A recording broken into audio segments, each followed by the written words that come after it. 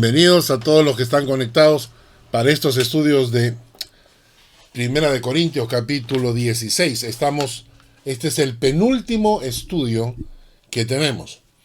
Hoy día vamos a tocar desde los versículos 5 al versículo 12. Y la próxima semana terminaremos desde el versículo 12 hasta el versículo 24. Y con eso habremos terminado los estudios de Primera de Corintios. Quiero decirles que estamos terminando de editar toda la serie de tal manera que vamos a editar para tenerlo en un USB, tener todos los videos completos con todos los materiales escritos que yo escribo cada semana para cada estudio bíblico. Y las personas que deseen podrán adquirirlo para tenerlo como consulta, como referencia. Todo el libro de Primera de Corintios. Y luego vamos a fusionar este estudio de los miércoles con los estudios de los viernes. Vamos a formar en un solo estudio bíblico para continuar con el Evangelio de Juan. Así que permítanme empezar con una oración.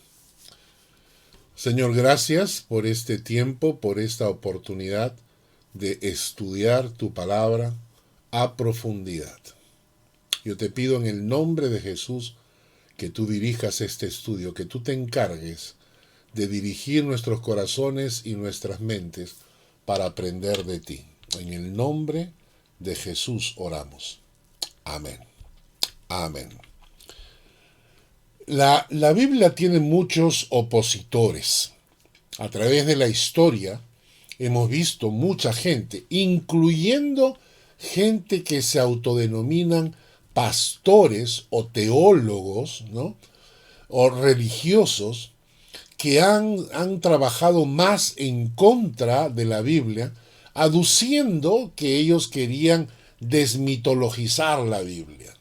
Y entonces que ellos querían quitarle a la Biblia todo lo que eran mitos y leyendas y dejar solo lo que ellos consideraban palabra de Dios, cuando en realidad lo que estaban haciendo era luchar contra la palabra. ¿Por qué?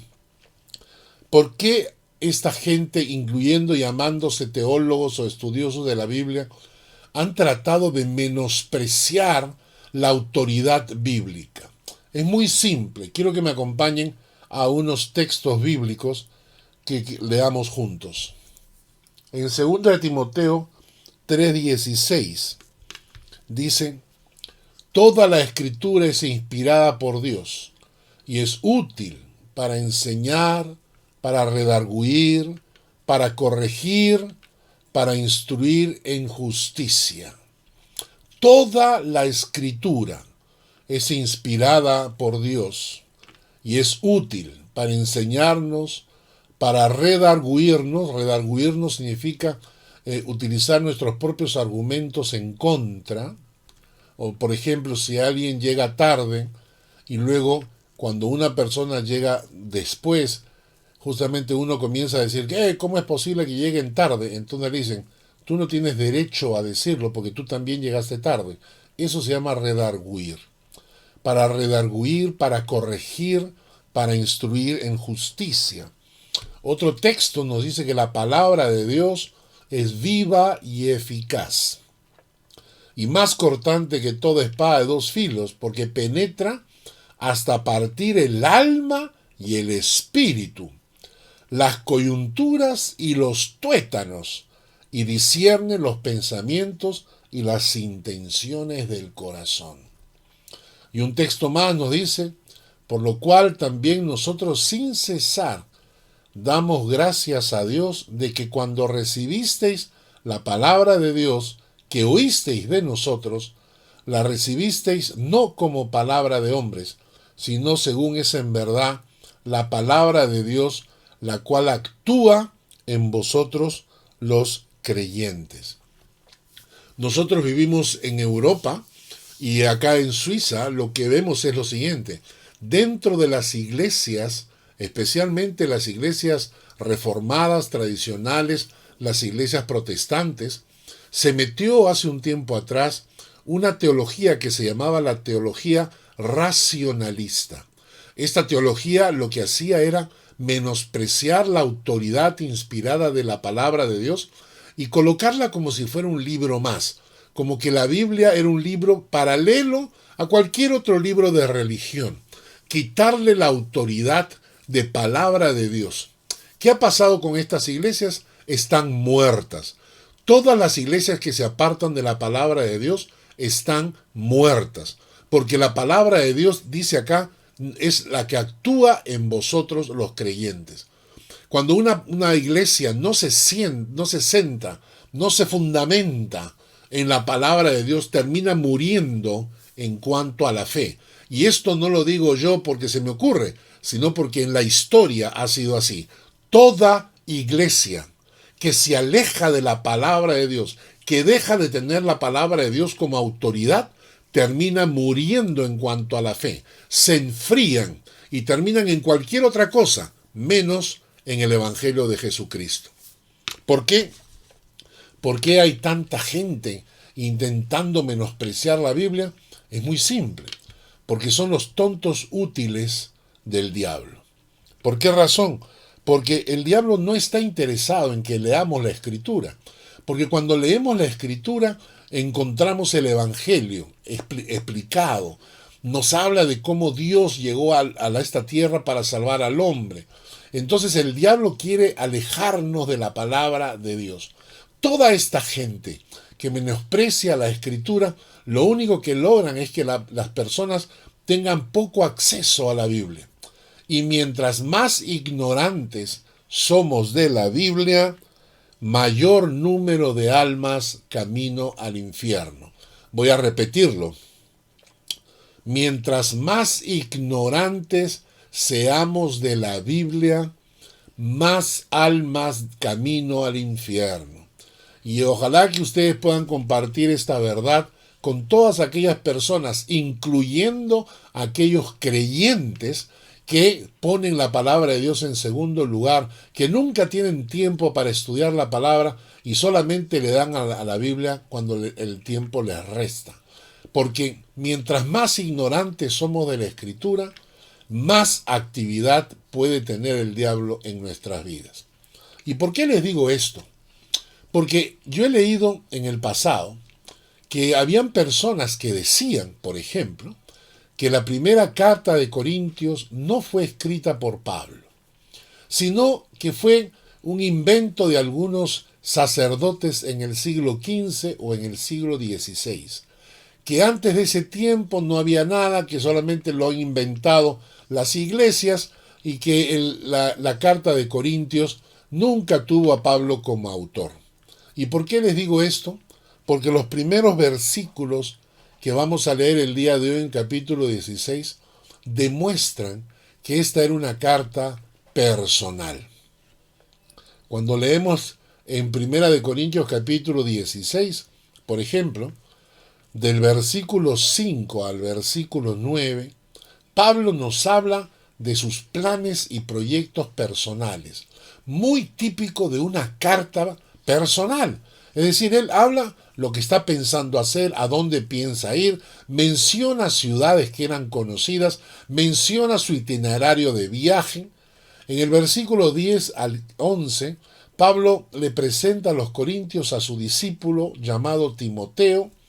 En el versículo 12 nos habla de Apolos, y los versículos 13 al 24 son la despedida, cuando Pablo se despide y menciona nombres específicos. Cuando uno lee todo este último capítulo 16, tú te das cuenta que es una carta personal, que ese invento que decían que no, que la escribieron en el siglo XV y que inventaron los nombres, no da lugar. Cuando tú lees esta carta, te das cuenta que dices definitivamente, escribió Pablo esta carta y la escribió a gente que él conocía, amigos suyos personales. Así que nos vamos a 1 Corintios capítulo 16 y vamos a leer los primeros 4 versículos, desde el versículo 5 hasta el versículo 9. 1 Corintios 16, versículos 5 al 9.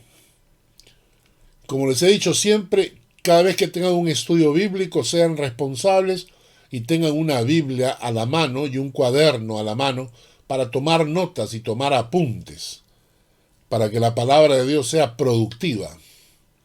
Vamos a leer 1 Corintios 16, versículos 5 al 9. Iré a vosotros cuando haya pasado por Macedonia, pues por Macedonia tengo que pasar.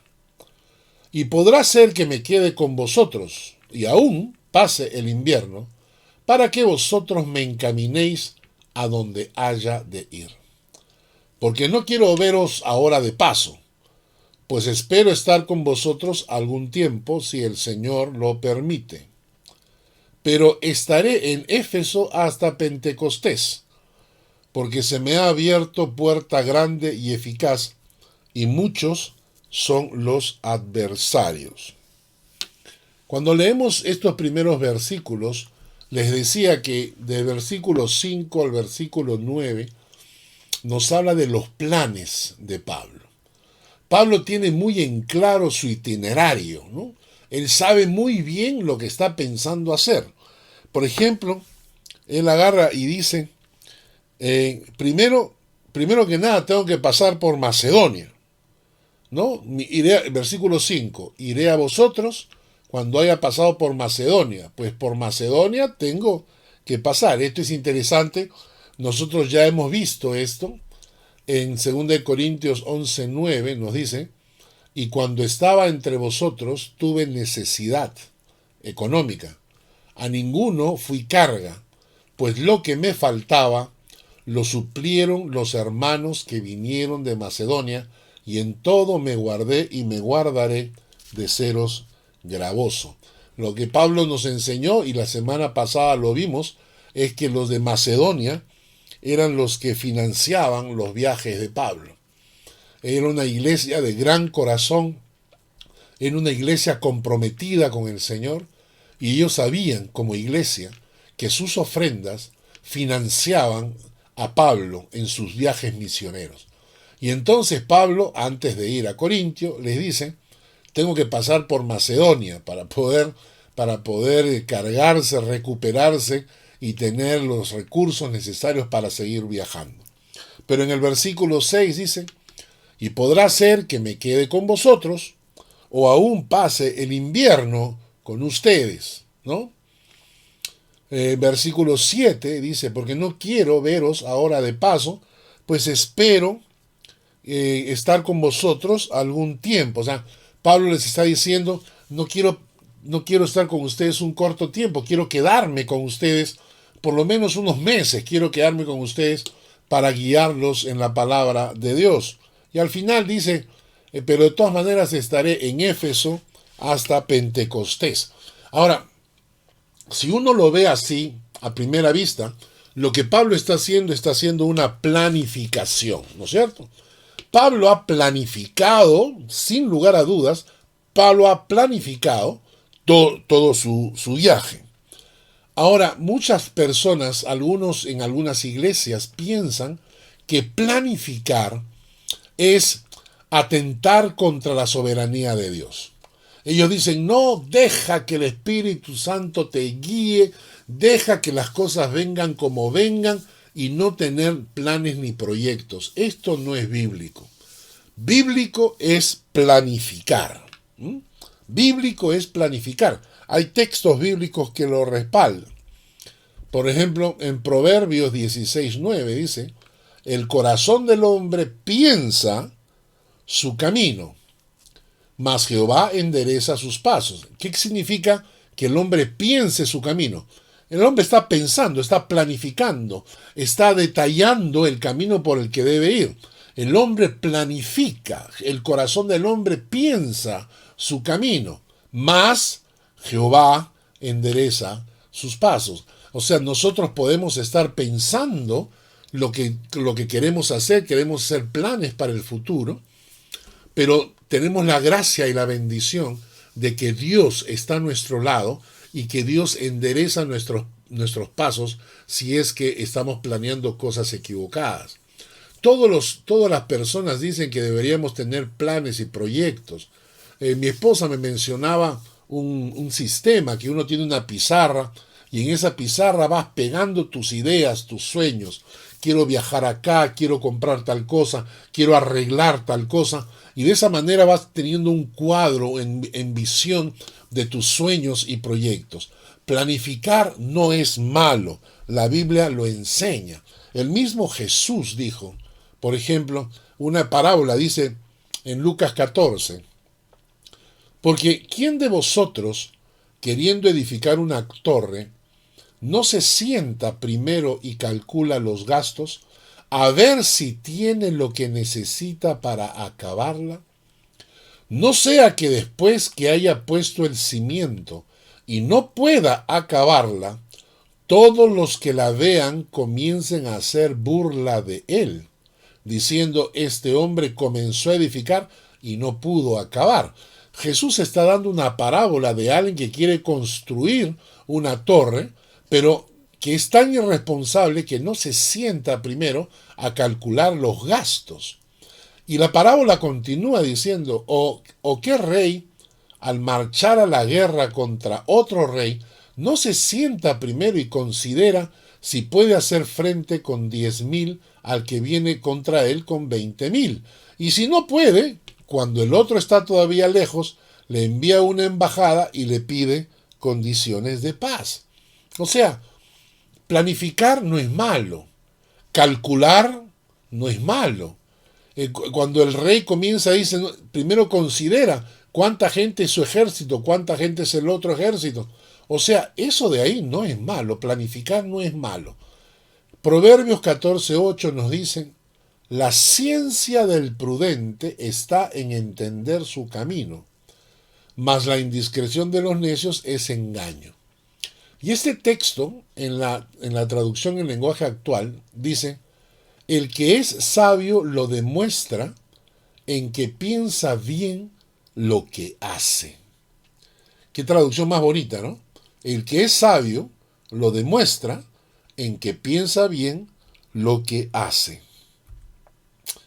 Y antes de continuar, lo que queremos decir es lo siguiente. El pasaje nos está mencionando que Pablo tenía planificación. Entonces, por ejemplo, tienes un sueño.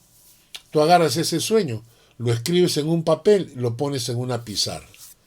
Quiero viajar a tal lado. Quiero hacer tal cosa. Quiero hacer tal proyecto.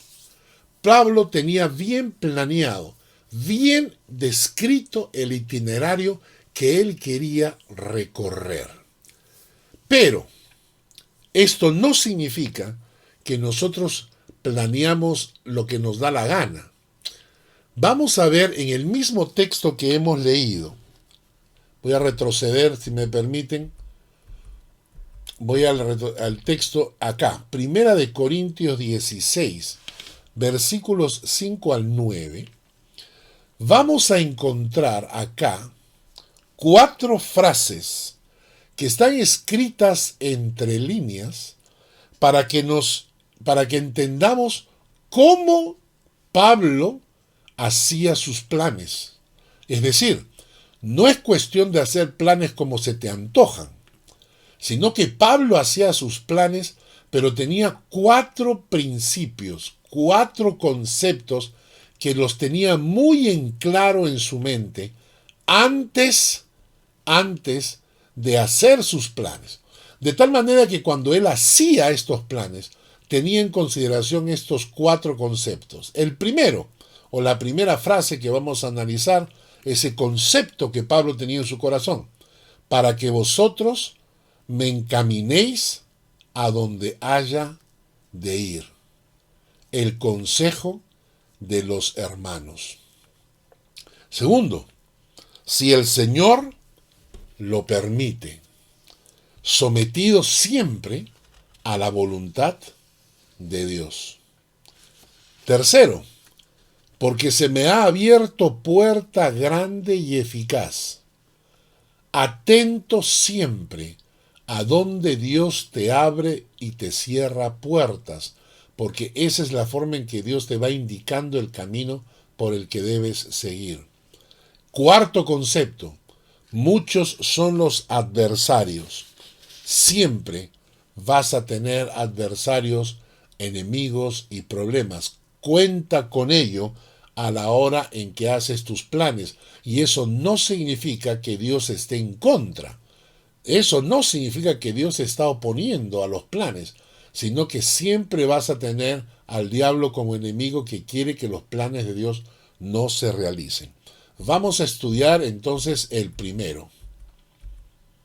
El primero que nos dice, para que vosotros me encaminéis a donde haya de ir. El consejo de los hermanos. Pablo hace su planeamiento. Pablo tiene sus sueños. Pablo tiene su itinerario de viaje. Pero les dice a los hermanos de Corintio, para que vosotros me encaminéis a donde haya de ir. Otras traducciones traducen así, para que vosotros me ayuden para planificar mis viajes futuros. Una traducción dice, para que otros me orienten en tomar las decisiones sobre mi viaje. Entonces, Pablo hace su itinerario, sí. Pablo hace sus planes, sí. Pero él siempre considera el consejo de los hermanos importante. Él sabe escuchar el consejo de los hermanos sabios para que lo guíen, lo encaminen a donde él tiene que ir. A veces tú tienes ideas y proyectos. No tomes decisiones sin consultar con hermanos sabios.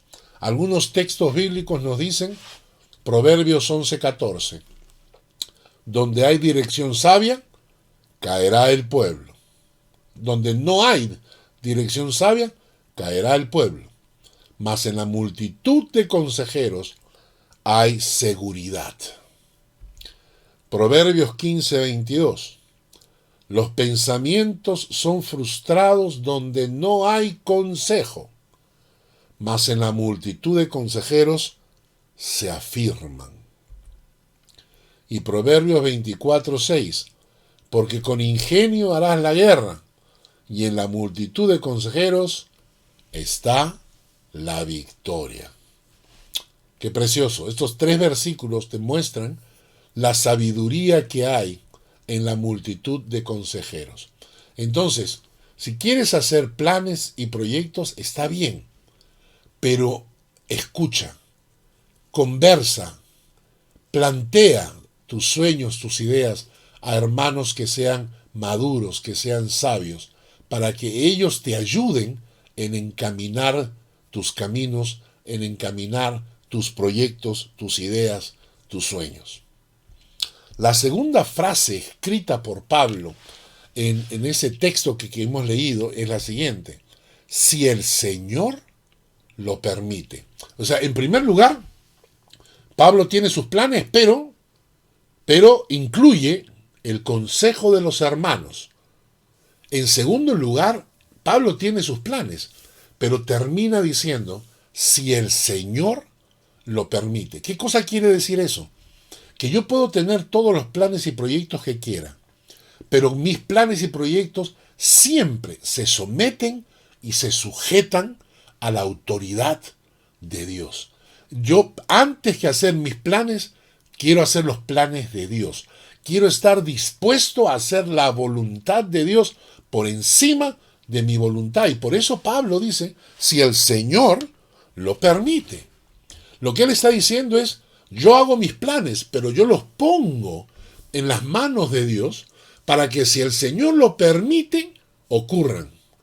No voy a ser tan necio ni tan terco de perseguir mis planes en contra de la voluntad de Dios.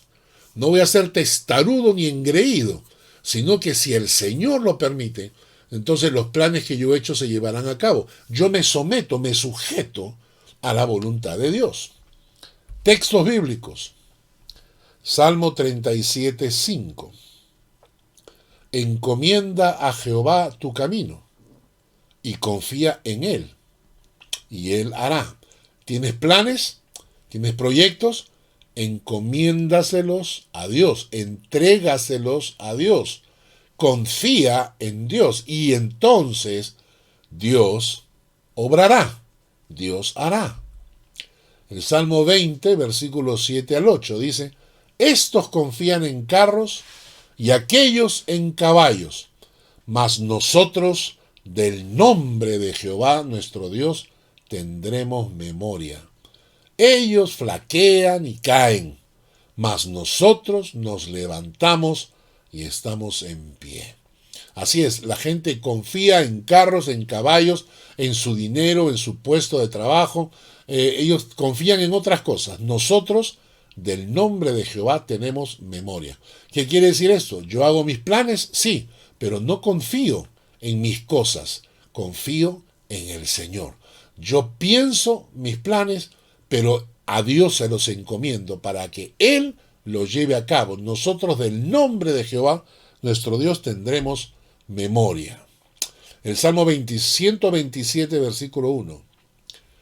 Si Jehová no edificare la casa, en vano trabajan los que la edifican. Y si Jehová no guardare la ciudad, en vano vela la guardia. Esto significa que nosotros podemos tratar de edificar la casa. Nosotros podemos tratar de cuidar la ciudad. Pero si no es Dios el que está llevando las riendas, entonces por gusto lo estamos haciendo. Eso, cuando yo hago mis planes, siempre pienso en esto. Señor, yo quiero construir esta casa, pero quiero que seas tú el que la haga. Porque si Jehová no edificare la casa, en vano trabajan los que la edifican. Señor, tengo este proyecto para viajar. Señor, tengo este proyecto para la iglesia. Muy bien, me parece lindo, pero ponlo delante del trono de Dios. No le pidas a Dios su bendición. Primero pídele su aprobación. Nosotros tendemos la idea de hacer nuestros planes y nuestros proyectos y luego vamos a Dios a pedirle que los bendiga. La pregunta es, ¿le has preguntado a Dios si los aprueba? Puede ser que Dios no los apruebe. Por eso nosotros vamos a Dios primero. Entonces tú oras a Dios y le dices, Señor, yo quisiera esto, pero lo pongo delante de ti. Antes de pedir tu bendición, pido tu aprobación. Si tú lo apruebas, entonces que se lleve a cabo. Y si no lo apruebas, que no se lleve a cabo. Y el otro texto de Santiago capítulo 4, versículos 13 al 16. Dice Santiago, vamos ahora los que decís, hoy y mañana iremos a tal ciudad y estaremos allá un año y traficaremos y ganaremos, cuando no sabéis lo que será mañana. Porque ¿qué es vuestra vida? Ciertamente es neblina que se aparece por un poco de tiempo y luego se desvanece. En lugar de lo cual deberíais decir, si el Señor quiere, viviremos y haremos esto o aquello. Pero ahora os jactáis en vuestras soberbias, y toda jactancia semejante es mala. Lo que Pablo está diciendo acá es que la gente se jacta de sus planes. Entonces dicen, hoy y mañana iremos a tal ciudad, estaremos allá un año y vamos a comerciar y vamos a negociar y vamos a ganar un montón de dinero, ¿no? Y eso es una jactancia. ¿Por qué? Porque ¿qué es tu vida? Sino pura neblina que se aparece por un poco de tiempo y luego se desvanece. En lugar de eso deberíamos decir, si el Señor quiere, viviremos y haremos esto o aquello. Y eso es lo que Pablo dice. Pablo ha hecho sus planes. Pero en primer lugar dice, para que ustedes me ayuden, me aconsejen, me dirijan. Y en segundo lugar, si el Señor lo permite, entonces se llevarán a cabo los planes que he escrito. Solo si el Señor lo permite. Me encanta este texto de Santiago, porque dice, deberíamos decir, si el Señor quiere, viviremos y haremos esto o aquello. Hoy en día dentro de la iglesia se ha metido ese concepto de que yo declaro, yo confieso, yo exijo, yo mando y yo digo lo que tiene que ocurrir. Y la Biblia dice, no Señor, así no se ora. Se ora de la siguiente manera. Si Dios quiere. sanará a tal persona. Si Dios quiere, haremos tal cosa. Si usted está en una de esas iglesias que le gusta confesar, declarar, exigir, mandar a Dios, y dicen, Dios tiene que hacer esto porque yo lo declaro, yo lo digo, yo lo mando, salga de esa iglesia, búsquese una iglesia con sana doctrina. ¿Ok? Hasta ahora, los dos puntos. Para que vosotros me encaminéis, el consejo de los hermanos, si el Señor lo permite, la soberanía de Dios. La tercera frase que menciona Pablo en el texto que hemos leído, de 1 Corintios 16, del versículo 5 al 9, es: porque se me ha abierto puerta grande y eficaz. Se me ha abierto puerta grande y eficaz. Dios dirige nuestras vidas abriendo y cerrando puertas. Tenemos que ser sensibles para ver lo que Dios está haciendo. Tenemos que ver qué puertas nos abre Dios y qué puertas nos cierra. Cuando nos cierra una puerta, no nos enterquemos. Cuando nos cierra una puerta, busquemos cuál es la puerta que Dios está abriendo. Porque este es el método. Así Dios nos va guiando. No seamos tercos. Tenemos que estar sensibles para detectar esas puertas que Dios va abriendo. Y Pablo nos dice que deberíamos orar por ello. En Colosenses capítulo 4, versículos 2 al 4. Dice: perseverad en la oración, velando en ella con acción de gracias, orando también al mismo tiempo por nosotros, para que el Señor nos abra puerta para la palabra, a fin de dar a conocer el misterio de Cristo, por el cual también estoy preso, para que lo manifieste como debo hablar. Entonces Pablo nos dice que como este es el método que Dios usa, abrir y cerrar puertas, deberíamos estar todo el tiempo orando a Dios para que nos abra las puertas que nos indiquen el camino por el que debemos ir. Oremos: Señor, abre puertas, ábrenos puertas. No queremos hacer nuestra voluntad, queremos hacer tu voluntad, pero para eso tenemos que ser muy sensibles y con los ojos muy abiertos para evaluar y decir: Señor, ¿qué puertas me estás abriendo y qué puertas me estás cerrando? En tercer lugar, entonces, Pablo dice: porque se me ha abierto puerta grande y eficaz. Ahora, ¿notan ustedes lo siguiente? Estas frases están escritas en medio del texto. O sea, Pablo presenta todos sus planes, pero a la vez nos enseña cómo hacer los planes. Porque cuando él presenta los planes, como que se le sale cuáles son los conceptos que gobiernan su corazón. Entonces, estoy haciendo mis planes, pero escucho el consejo de los hermanos. Estoy haciendo mis planes, pero yo sé que Dios está al tanto y es soberano y me sujeto a la voluntad de Dios, si el Señor quiere. Yo estoy haciendo mis planes, pero soy consciente y abro mis ojos para ver si Dios me está abriendo puertas o me está cerrando puertas, y de esa manera me está guiando. En cuarto lugar, yo puedo hacer mis planes, pero debo tener cuidado con los adversarios, porque siempre vamos a tener adversarios que se opongan a los planes de Dios. Aquí un texto bíblico que conocemos, 1 Tesalonicenses 2, 17 al 18. Nosotros, hermanos, separados de vosotros por un poco de tiempo, de vista pero no de corazón, tanto más procuramos con mucho deseo ver vuestro rostro, por lo cual quisimos ir a vosotros. Yo, Pablo, ciertamente una y otra vez, pero Satanás nos estorbó. A veces Satanás se opone a tus planes. ¿Cómo se le vence? Con oración. Según de Tesalonicenses: por lo demás, hermanos, orad por nosotros, para que la palabra del Señor corra y sea glorificada, así como lo fue entre vosotros, y para que seamos librados de hombres perversos y malos, porque no es de todos la fe, pero fiel es el Señor que os afirmará y guardará del mal.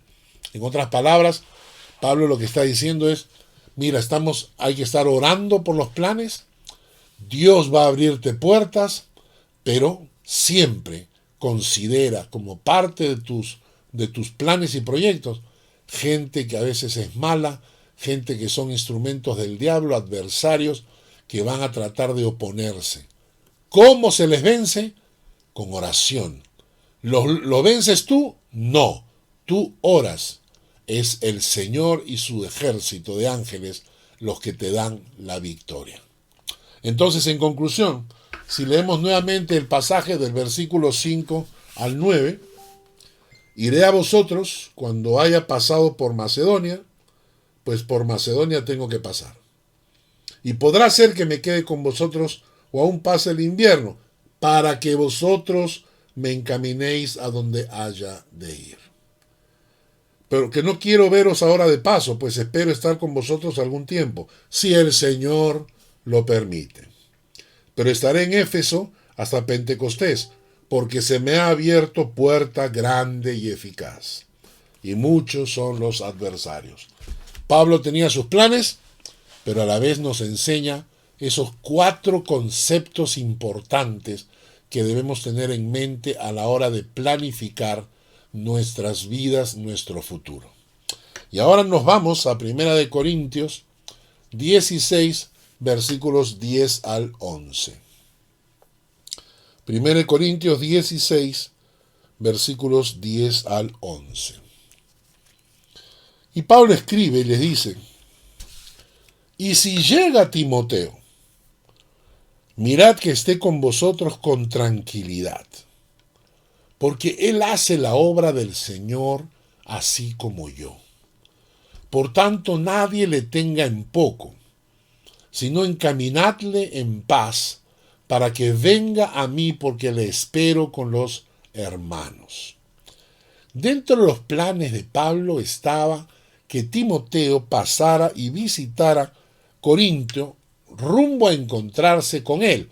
O sea, él sabe que Timoteo va a pasar por Corinto, camino a encontrarse con él. Y entonces, antes que nada, conociendo a la gente de Corinto, Pablo les quiere hablar acerca de Timoteo. Timoteo es su discípulo.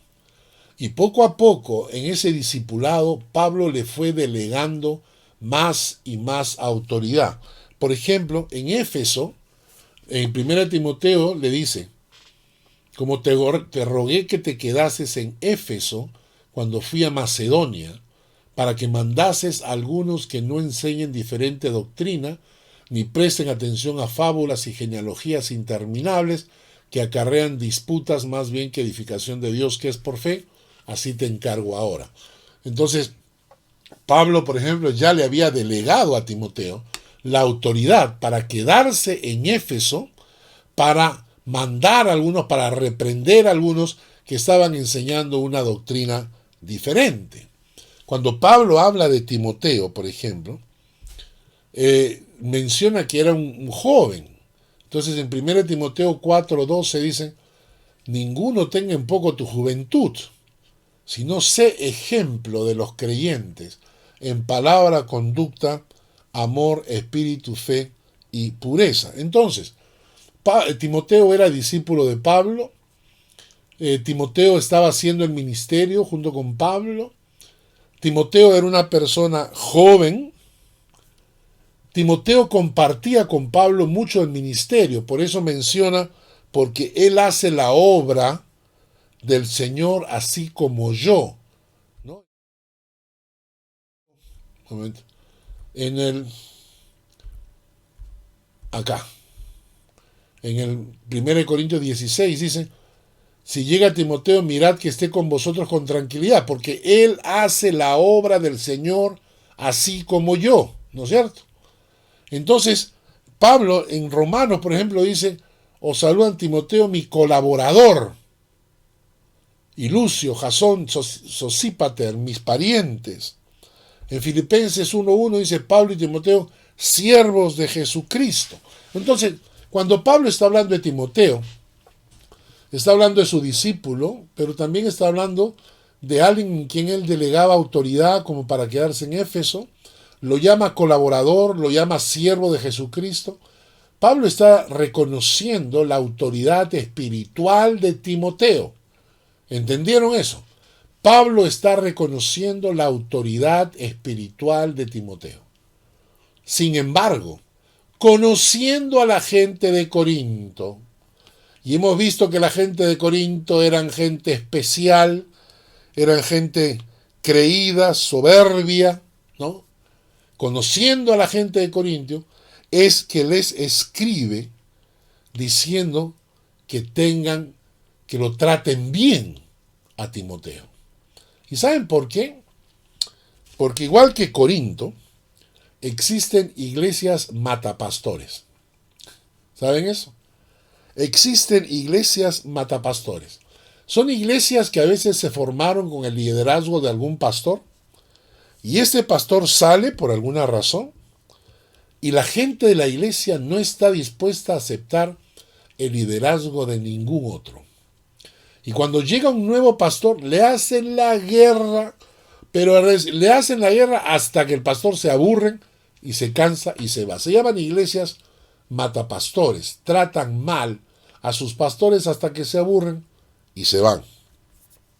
Y por eso Pablo, cuando le escribe a los corintios, conociendo a la iglesia de Corintios, les da dos instrucciones. Les dice,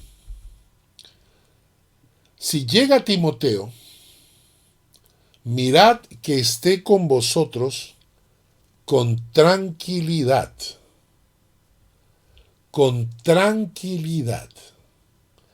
Otra traducción dice, procuren que se sienta bien entre ustedes. Otra traducción dice, no lo molesten ni le estén causando problemas. Qué interesante. Timoteo, un siervo de Dios, colaborador de Pablo, pero jovencito. Había mucha gente que no estaba dispuesta a aceptar la autoridad de este jovencito. Entonces Pablo lo defiende y le dice, mirad que esté con vosotros con tranquilidad, porque él hace la obra del Señor así como yo. Por tanto, nadie le tenga en poco por ser joven, que no menosprecien su juventud, ni lo traten mal. Y luego dice, encaminadle en paz, ayúdenlo en paz a continuar camino hacia mí. Hermanos, esto es importante.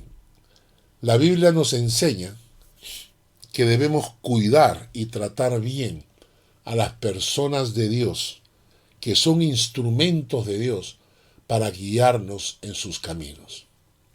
No seamos como esas iglesias matapastores, que lo único que hacen es aburren a sus pastores, los tratan mal, los tratan realmente como si fueran la última rueda del coche, hasta que el pastor se aburre y se va, o renuncia al ministerio. La Biblia dice que el Señor constituyó a unos apóstoles, a otros profetas, a otros evangelistas, a otros pastores y maestros. Pregunto, ¿quién constituyó? ¿Quién constituyó? ¿Ellos mismos? No. Dios constituyó pastores, maestros. Dios los colocó como pastores y maestros. La Biblia nos enseña que nosotros deberíamos cuidar de nuestros pastores, de nuestros maestros, de nuestros evangelistas, de nuestros apóstoles, profetas, etc. Deberíamos cuidarlos.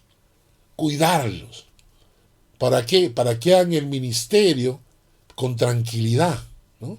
Hebreos 13:7 dice, acordaos de vuestros pastores, que os hablaron la palabra de Dios. Considerad cuál haya sido el resultado de su conducta. e imitad su fe. Hermanos, hay iglesias que se ponen la soga al cuello. Es decir, le hacen la vida imposible al pastor y luego se quedan sin pastor, sin maestro, sin nadie. ¿Quién muere? Ellos mismos. Porque esa iglesia está destinada a morir. Porque ningún pastor que sea un gran siervo de Dios va a ir a meterse a una iglesia matapastores, pues. Entonces, las iglesias matapastores no solamente matan al pastor, se suicidan espiritualmente. Debemos ser inteligentes, porque nosotros deberíamos cuidar de nuestros pastores, nuestros maestros. ¿Para qué? Para que ellos sientan el gozo. Que miren el texto siguiente. Obedeced a vuestros pastores y sujetaos a ellos, porque ellos velan por vuestras almas, como quienes han de dar cuenta, para que lo hagan con alegría y no quejándose, porque esto no es provechoso. ¿Qué hacen los pastores? Velan por nuestras almas. Y por eso nosotros deberíamos, dice acá, obedecer a vuestros pastores, sujetaos a ellos, porque ellos velan por vuestras almas, como quienes han de dar cuenta, para que lo hagan con alegría y no quejándose, porque esto no es provechoso. Y Pablo estaba preocupado. Pablo estaba preocupado de que cuando Timoteo, el siervo de Dios, su colaborador, discípulo también, pasara por Corintio, lo trataran mal. Y por eso le dijo a la gente, cuídenlo, ¿no? Para que esté con vosotros con tranquilidad. Él hace la obra igual que yo. Nadie le tenga en poco, encamínenle en paz. Esas fueron las instrucciones. Hagamos eso nosotros también, hermanos. Hagamos eso también. He visto cómo iglesias mueren. ¿Verdad? He visto cómo iglesias mueren. ¿Y qué pasó? Nada. El pastor se aburrió de estar tratando de remando, empujando el coche, mientras los demás hacían lo contrario. Entonces se cansó, buscó un trabajo secular, comenzó a trabajar tranquilo para su familia. ¿Y esa iglesia qué pasó? Se murió, pues, se murió. ¿Y qué? Ya no hay quien predique, ya no hay quien enseñe. Entonces, sigamos el consejo de Pablo, ¿verdad? Para terminar con el versículo 12, 1 Corintios 16:12, dice, acerca del hermano Apolos, mucho le rogué que fuese a vosotros con los hermanos, mas de ninguna manera tuvo voluntad de ir por ahora, pero irá cuando tenga oportunidad. Y debemos recordar que Apolos fue una de las causas de división en la iglesia de Corintio. Debemos recordar, en Hechos, por ejemplo, nos dice, llegó entonces a Éfeso un judío llamado Apolos, natural de Alejandría, varón elocuente, poderoso en las escrituras, y de Éfeso se pasó a Corinto. Entonces Apolos era una persona, un buen predicador, un gran predicador. Y cuando llegó a Corintio, causó división. Y por eso es que en 1 Corintios, el capítulo 3, dicen, porque diciendo el uno, yo ciertamente soy de Pablo, el otro, yo soy de Apolos, no sois carnales. O sea, la presencia de Apolos en Corintio causó división, porque la gente comenzó a decir, yo soy de Pablo, y el otro, yo soy de Apolos, ¿no es cierto? Y este predicador que había llegado no era igual que Pablo. Pablo era un misionero que sembraba las iglesias. Apolos era un gran predicador, pero no tenía el corazón pastoral.